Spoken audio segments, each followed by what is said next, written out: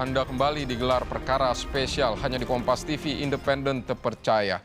Saudara, setelah menghadapi sidang tuntutan ke-6 terdakwa perintangan penyidikan telah membacakan nota pembelaan di depan majelis hakim. Para terdakwa perintangan dituntut bersalah karena dianggap membantu Ferdi Sambo menutupi pengungkapan kematian Yosua. Berikut ulasannya untuk Anda.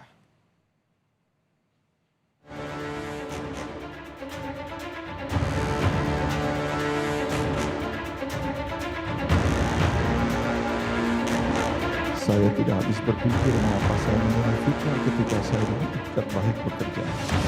Saya hilang nalar mengapa saya menuai kebencian ketika saya selalu mengisi pikiran dengan hal baik. Saya buntu akal mengapa saya menuai keji ketika saya mencintai institusi ini dengan setiap tarikan nafas saya.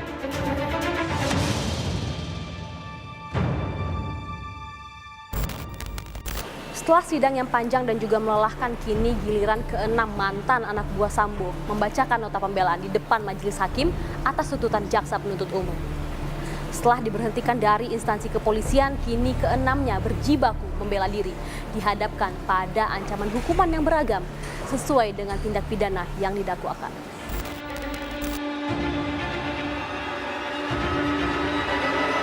Dengan suara bergetar, mantan anak buah Ferdi Sambo di Divisi Propam Polri, Arif Rahman Arifin, meminta maaf kepada jajaran institusi Polri dan kepada keluarganya, karena harus duduk sebagai terdakwa dalam kasus perintangan penyidikan kematian Yosua. Arif mengaku gagal telah menjadi perwira polisi yang tidak dapat diteladani, karena diselimuti rasa takut kepada sang jenderal Ferdi Sambo.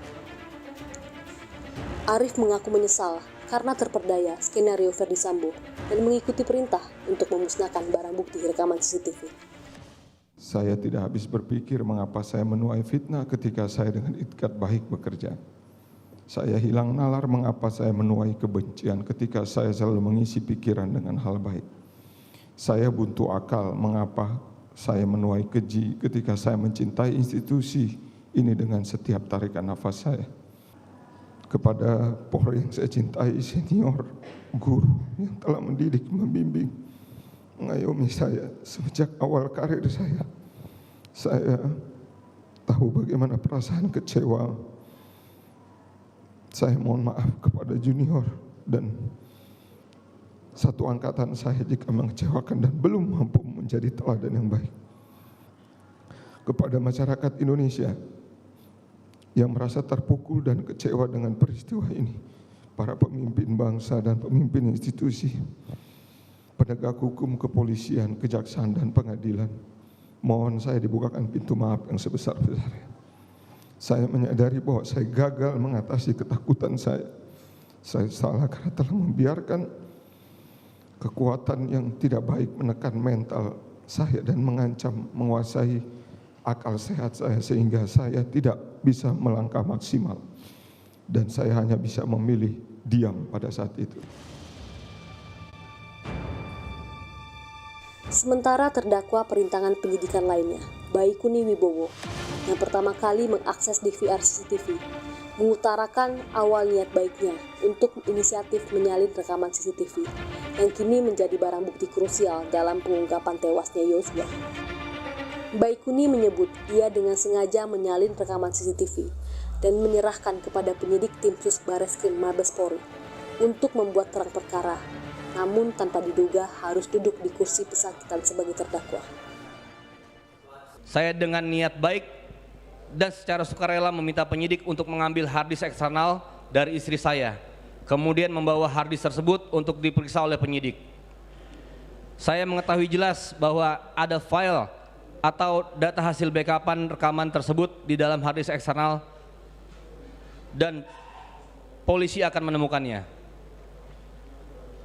Mohon izin yang mulia majelis hakim, inilah cerita yang sebenarnya, bukan cerita yang beredar, yang banyak beredar, yaitu istri saya yang secara tidak sengaja menyerahkan harddisk seolah menanyakan apakah penyidik mau sekalian membawa harddisk sehingga muncul istilah tangan Tuhan. Istri Kompol Baikuni tiba-tiba menyerahkan harddisk. Setelah penyidik menemukan kopian rekaman CCTV tersebut, saya langsung dijadikan tersangka. Niat saya untuk membantu malah membuat saya menjadi tersangka dan menjadi terdakwa pada persidangan hari ini. Dituntut 2 tahun penjara.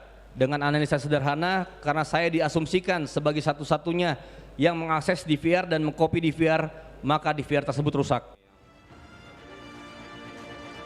Anak buah Sambo yang berperan mengambil DVR CCTV dari Kompleks Polri Duren 3, Irfan Widianto, mengutarakan hal yang sama. Merasa tertipu dengan skenario Verdi Sambo sejak awal kasus ini mencuat. Menurutnya, ia hanya menjalankan perintah tanpa merasa curiga atas kejadian yang telah terjadi. Irfan mengaku tak kuasa menolak perintah Agus Nurpatria yang saat itu ia kira sesuai dengan prosedur di Div Propam Polri. Apakah yang saya lakukan salah? Menjalankan perintah untuk mendatangi TKP kemudian membantu tugas divisi Propam yang saat itu sedang melakukan tugas. Saya yakinkan salah bila perintah tersebut datang dari atasan atau komandan dari divisi lain yang tidak memiliki kewenangan, misal lalu lintas, Samapta atau Intel atau yang lainnya. Karena bukan kewenangan mereka memberikan perintah. Secara etika kepolisian, saya menyerahkan hal ini kepada internal Polri. Namun secara pidana, hati saya menjerit, namun tak berdaya untuk memberontak. Apakah sebagai seorang prajurit Bayangkara harus saya menanggung beban sedemikian besarnya karena menjalankan perintah atasan? Sehingga menurut pengertian saya saat itu, apa yang diperintahkan pada saya adalah benar, bahwa Kombes Agus sedang melaksanakan tugasnya selaku Kadin Apaminal, dan tugas yang diberikan kepada saya adalah masuk dalam lingkup kewenangannya. Oleh karenanya, saya tidak mungkin bisa atau berani menolak perintahnya, karena saya pasti akan menjadi terperiksa oleh Biro Paminal, yang mana komandannya adalah Kombes Agus. Keputusan Majelis Hakim yang terhormat akan menjadi tolak ukur bagi Komisi Kode Etik Profesi Polri terkait apakah saya masih pantas mengabdi untuk negara dengan tetap menjadi seorang prajurit Bayangkara. Nota pembelaan yang dibacakan pun beragam. Mulai tadi ada yang membacakan nota pembelaan sambil menahan tangis, dan juga ada yang minta dibebaskan dan minta kembali menjadi anggota kepolisian. Sementara 2 terdakwa lainnya yakni Hendra Kurniawan dan Agus Nurpatria tidak membacakan langsung nota pembelaannya, melainkan melalui kuasa hukumnya. Mereka meminta untuk dibebaskan dari tuntutan jaksa penuntut umum dan dipulihkan nama baiknya. Mereka menilai satu-satunya pihak yang harus bertanggung jawab atas perkara ini ialah Verdi Sambo yang mengkoordinir perintangan penyidikan kematian Yosua. Di mana terdakwa dan tim diberitakan melarang pembukaan peti jenazah almarhum dan tidak mengindahkan budaya melepas alas kaki pada saat masuk rumah duka. Masyarakat menganggap pemberitaan tersebut adalah bentuk ketidaksopanan dan arogansi pejabat tinggi terhadap orang kecil. Namun belakangan terungkap dalam fakta persidangan, hal tersebut telah dibantah oleh saksi Rifaizal Samuel yang menerangkan pihak keluarga Brigadir Joshua Huta Barat justru yang meminta dan mengizinkan agar terdakwa tidak melepas alas kaki pada saat di rumah duka.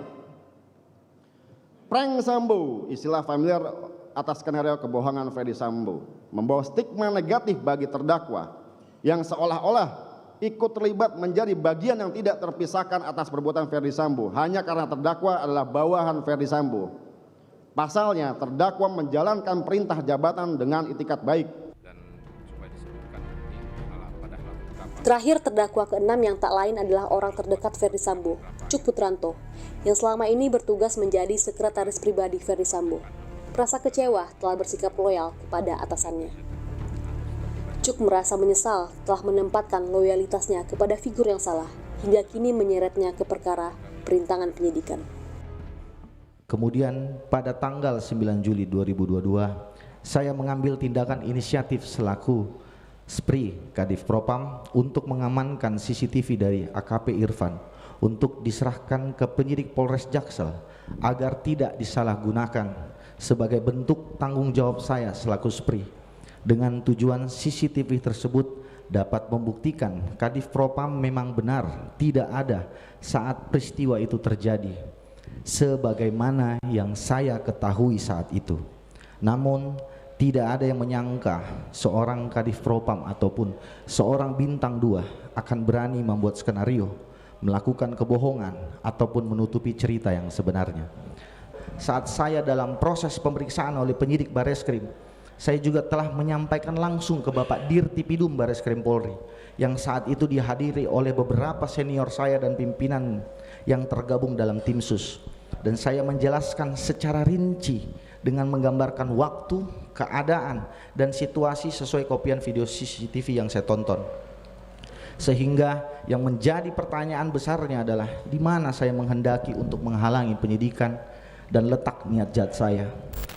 Setelah nota pembelaan dibacakan di depan majelis hakim, kini terdakwa perintangan penyidikan pembunuhan Brigadir Nofriansah Yosua Huta Barat tinggal menunggu tanggapan jaksa penuntut umum. Apakah pembelaan diterima atau bahkan ditolak?